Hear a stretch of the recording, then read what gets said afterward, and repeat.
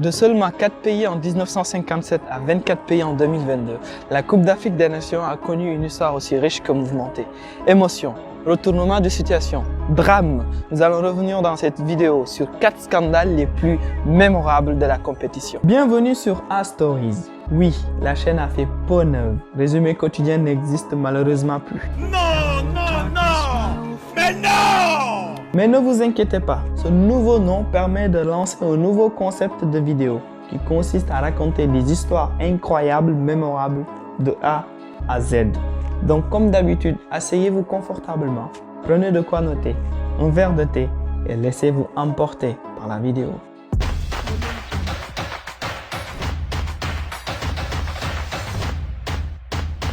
Le convoi transportant la délégation togolaise vient d'être attaqué par un groupe armé. Nous allons commencer par une histoire triste qui a conduit à la mort de plusieurs personnes durant la CAN 2010 en Angola. Le football africain restera à jamais marqué par le moment de terreur vécu par le Togo le 8 janvier de cette année-là. Alors qu'il se rendait en Angola par voie terrestre après un stage de préparation à Pointe-Noire au Congo, le bus des éperviers a été très violemment mitraillé avec des fusils de guerre. Le joueur togolais Emmanuel Adebayor raconte d'ailleurs à cet effet. Quand on est arrivé à la frontière, ce qui était bizarre, c'est qu'on a vu les commandos, les militaires habillés et tout le monde se dit pourquoi ils sont armés jusqu'aux dents. On ne comprenait pas, on rentrait dans le pays, même pas, on a fait quoi, peut-être entre 5 et 7 kilomètres. On a attendu des fusillades, on ne sait pas pourquoi. Au début, on croyait que c'était un jeu d'enfant. Ça arrivait sur nos bus. Il y avait d'autres bus qui étaient devant. Tout était rafalé. Et puis bon, après, il y avait la peur. On s'est tous allongés dans le bus. Ce n'est même pas la panique parce qu'on se voit mort. Tout le monde se dit, ouais, c'est fini. Tout le monde a fait des prières. Les gens qui ont des enfants, ils ont envoyé des messages à leurs enfants. Les gens qui sont mariés, ils ont envoyé des messages à leurs femmes. Les gens qui ont leurs parents en France, ils ont appelé leurs parents. Le bilan est sans appel. 3 morts, dont 2 dans la délégation togolaise. Stanislas Oklo, chargé de communication, et Abalo Hamlet, entraîneur adjoint des éperviers, et plusieurs autres blessés graves. 9 personnes ont été touchées. Un chauffeur angolais est mort, les autres sont transportés dans l'hôpital le plus proche. L'entraîneur adjoint et le chargé de communication de l'équipe togolaise vont succomber à leurs blessures durant la nuit. L'attaque a été revendiquée par les forces de libération de l'État du Cabinda. Cet État est en guerre avec l'Angola depuis plusieurs années. Par la suite, alors même que les Togolais réclamaient le report de la CAN du fait de la gravité évidente de la situation, la CAF refuse et les dirigeants togolais ont décidé de mettre ainsi un terme à leur CAN avant même qu'elle ne commence réellement. Ce qui est tout à fait normal car les joueurs et tous les Togolais sont psychologiquement atteints par les événements. Mais pour Emmanuel Adebayor, le joueur emblématique des éperviers togolais et ses coéquipiers, le choc a été trop rude. Psychologiquement atteint, il ne se sentait pas capable de participer à cette compétition. Le gouvernement togolais vient d'ailleurs d'ordonner leur rapatriement. Pour rappel, la CAF avait suspendu le Togo pendant 4 ans, mais cette suspension avait été levée au bout de quelques temps. Donc voilà pour la première histoire. Nous allons passer maintenant aux histoires suivantes. Et là, nous allons remonter dans le temps. Alors restez accrochés. Au soir du 10 février 1957, dans un contexte de décolonisation pour la plupart des pays africains, l'arbitre donne le coup de sifflet final de la première rencontre de Coupe d'Afrique qui voit l'Égypte s'imposer face au Soudan 2-1. Ce match est un symbole car les populations entrevoient déjà un avenir panafricain où les pays africains se donnent la main pour organiser ensemble des événements marquants. Et pourtant, dans l'autre match, la compétition est déjà entachée d'une polémique. L'Afrique du Sud, alors sous le joug de l'apartheid, refuse catégoriquement de présenter une équipe mixte de joueurs noirs et blancs.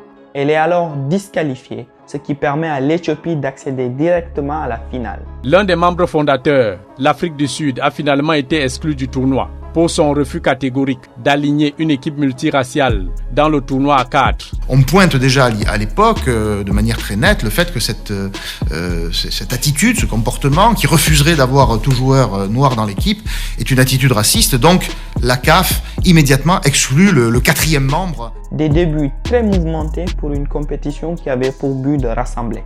Néanmoins, Le reste de la compétition se déroulera sans encombre, car la finale se déroule dans une atmosphère plus décontractée, avec une victoire 4-0 de l'Égypte face à l'Éthiopie. Les Pharaons vont d'ailleurs prendre goût à la victoire, car ils sont actuellement l'équipe la plus titrée de la compétition avec 7 titres.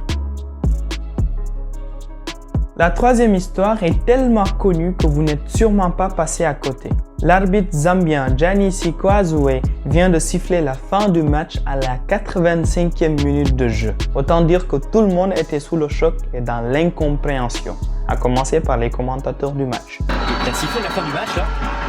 85e. C'est une erreur, incroyable. Oui. Et je suis pas fou, il a sifflé la fin du match là. Oui, il était parti pour siffler la fin du match. Incroyable. Ouais. J'ai jamais vu ça. Il a donné les 3 coups de sifflet là. Oui. Oui, il reste 5 minutes. Il reste 5 minutes plus le temps additionnel. Alors, la version officielle fait état d'une insolation. Une insolation, c'est quoi? L'insolation, c'est l'ensemble des troubles qui apparaissent après une trop longue exposition au soleil. C'est vrai.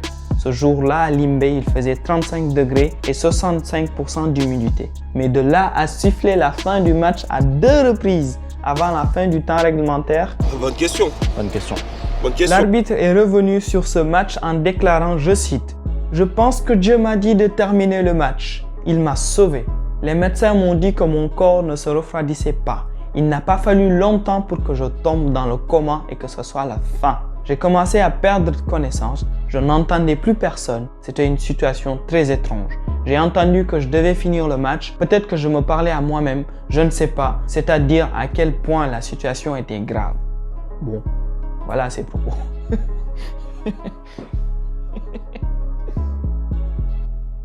Faisons un bond de 7 ans dans le passé et nous voilà en quart de finale de la CAN 2015 qui oppose le pays hôte, en l'occurrence la Guinée équatoriale et la Tunisie. Ce soir-là, les Aigles de Carthage semblaient se diriger tranquillement vers une victoire par la plus petite des marges pour atteindre les demi-finales. Mais à la 90e minute, l'arbitre de la rencontre, M. Seashorn, siffle un penalty très contestable en faveur de la Guinée équatoriale.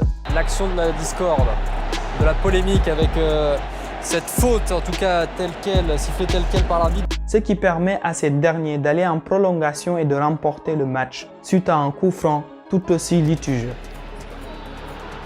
Les Tunisiens sont en colère, en rage. Des supporters aux joueurs, tout le monde crie au scandale et cherche des explications auprès de l'arbitre. Il aura fallu la mise en place d'un important cordon de sécurité pour que l'arbitre puisse échapper à la fureur de ces derniers. Comme quoi, c'est bien dur d'être arbitre au final. Nous sommes arrivés au terme de la vidéo. Ça a été un réel plaisir de retourner une vidéo comme celle-ci parce que cela fait 9 mois qu'il n'y a pas eu de vidéo sur la chaîne, comme vous le savez. Mais voilà, aujourd'hui j'ai vraiment voulu marquer le coup et de revenir, de refaire les vidéos et de repartir sur une nouvelle base, un nouveau concept, beaucoup plus épuré. J'espère que vous avez aimé.